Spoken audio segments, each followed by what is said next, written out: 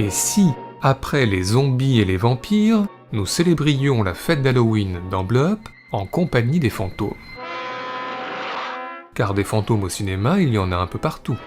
Dans des manoirs en Amérique dans La Maison du Diable, ou dans des châteaux en Écosse dans Fantômes à vendre, dans des orphelinats en Espagne dans l'Orphelinat, ou dans des orphelinats en France dans Saint-Ange, sans oublier des fantômes dans des appartements en Inde dans Fantômes. Bref, des fantômes au cinéma en veux-tu en voilà? De quoi faire un petit point sur la question. Alors commençons, puisque nous sommes dans la géographie, par le Japon, qui a depuis la nuit des temps travaillé la figure du fantôme, dans le cinéma d'hier avec Kwaidan de Masaki Kobayashi et son fantôme glaçant, visage pâle, cheveux longs, lisses et noirs, mais aussi dans le cinéma d'aujourd'hui, avec de nombreux films à succès ayant repris cette imagerie traditionnelle, comme Ring d'Hideo Nakata, ou comme The Grudge de Takashi Shimizu. Sinon, Kiyoshi Kurosawa, lui aussi, a beaucoup filmé les fantômes au visage pâle et aux cheveux noirs, comme ici dans Rétribution. Mais quoi d'autre? Eh bien une récurrence, le fantôme, toujours, est lié au passé, à la culpabilité, à la mauvaise conscience. Celle d'un personnage, comme celui de Jonathan Rhys Meyers dans Match Point, qui a beaucoup de choses à se reprocher, surtout vis-à-vis de Scarlett Johansson, ou la culpabilité de tout un village, comme celui d'Antonio Bay dans The Fog, qui voit ressurgir les marins fantômes tués un siècle plus tôt.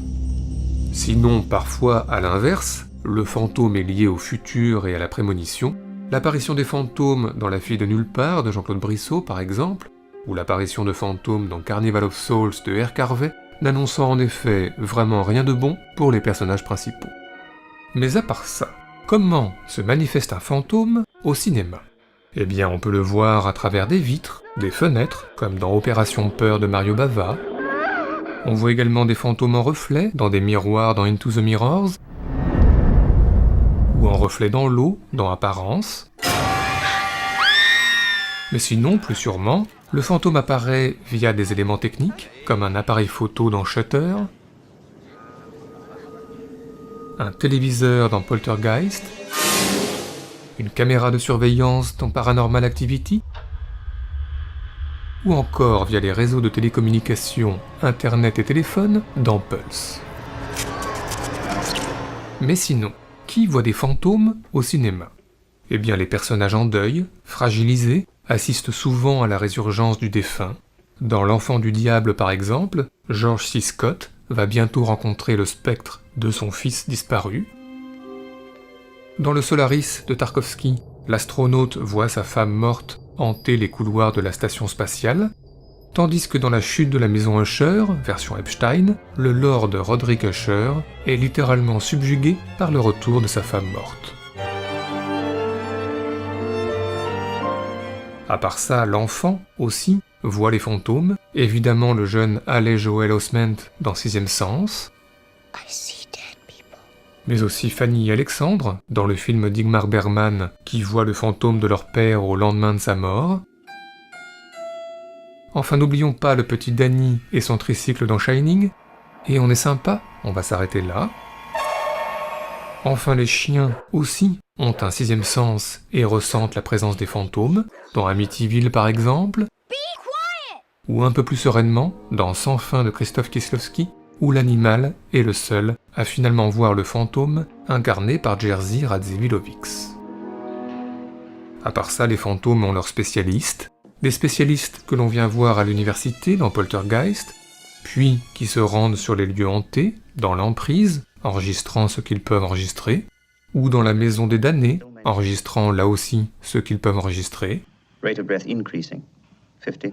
Et puis les fantômes ont leurs chasseurs, des chasseurs pas très crédibles, comme Michael J. Fox, son grille-pain et son pistolet à eau bénite dans Fantôme contre Fantôme, et des chasseurs a priori plus efficaces, comme Bill Murray et sa bande dans SOS Fantôme. Enfin, terminons ce tour d'horizon avec les fantômes bienveillants, car il y en a. Par exemple le petit Casper, tout mignon avec Christina Ricci, ou encore les fantômes gays de Poltergeist, qui aident Clovis Cornillac à reconquérir Julie Depardieu. La semaine prochaine. Ce soir. Ok. Enfin, on tombe parfois amoureux d'un fantôme au cinéma. En tous les cas, Ava Gardner qui s'apprête à succomber au charme du fantôme James Mason dans Pandora, ou Jane Tierney et le fantôme Rex Harrison, très amoureux dans L'aventure de Madame Muir. It's been a dream. Du coup, on trouve dans l'histoire du cinéma de fameux baisers entre fantômes et vivants, notamment celui-ci, célèbre, dans Ghost. Ou encore notre préféré, le baiser aquatique entre Joey Wong le fantôme et Leslie Cheung le vivant, dans Histoire de fantômes chinois.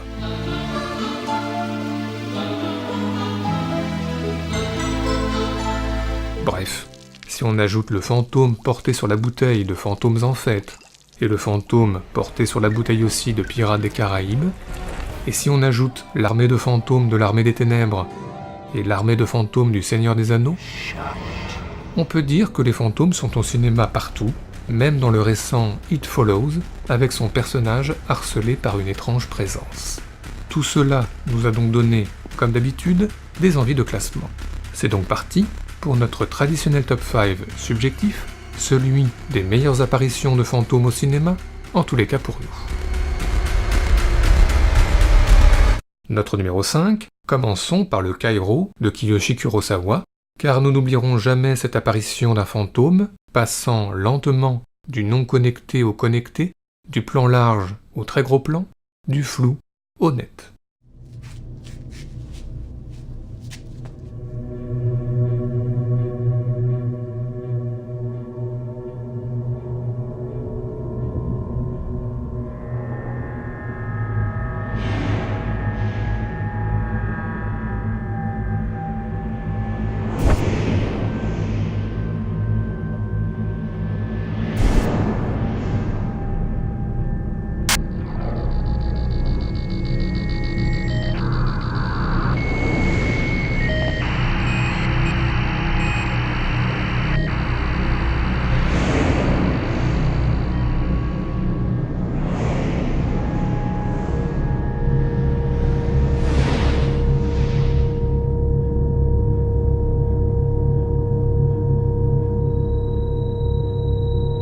Notre numéro 4, Beetlejuice de Tim Burton, avec cette question « Comment égayer un dîner mondain jusque-là plutôt terne ?» Eh bien, par exemple, en se laissant posséder par les fantômes facétieux de la maison et par la musique d'Harry Belafonte.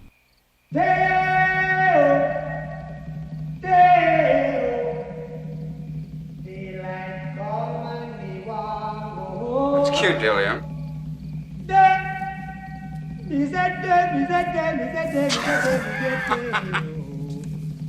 Daylight come and me want go home. Also, are you doing Work this? all night and a drink a rum. Daylight come and me want go home. Stack banana till the morning come. Daylight come and me want go home. Come, Mr. Tallyman, tally me banana. Daylight come and me want go home. Come, Mr. Tallyman, tally me banana. Daylight come and me want go home. Live 6 foot, 7 foot, 8 foot bunch. Daylight come and me want go home. Notre numéro 3, pas facile de passer après Beetlejuice, alors convoquons, dans un genre très différent, le Opening Night de John Cassavetes, avec l'apparition d'un fantôme presque naturel aux côtés de Gena Rowlands, dans une scène où tout est regard, tremblement, caresse et silence.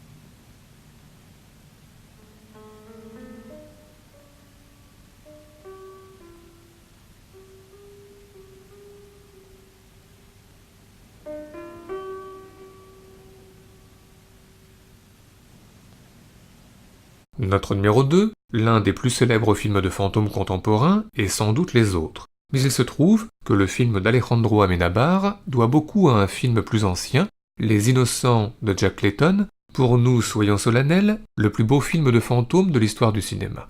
Mais quelle scène des Innocents proposée sans trop spoiler le film? Eh bien, par exemple, cette scène tout en retenue, l'apparition nocturne d'un fantôme que nous ne verrons pas, synthétisée par un discret sourire de la jeune Flora.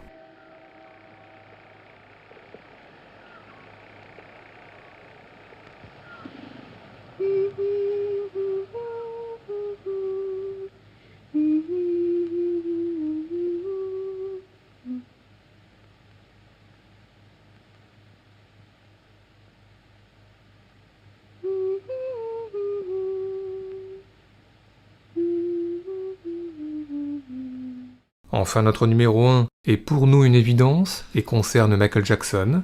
On se souvient qu'en 1983, avec le clip Thriller,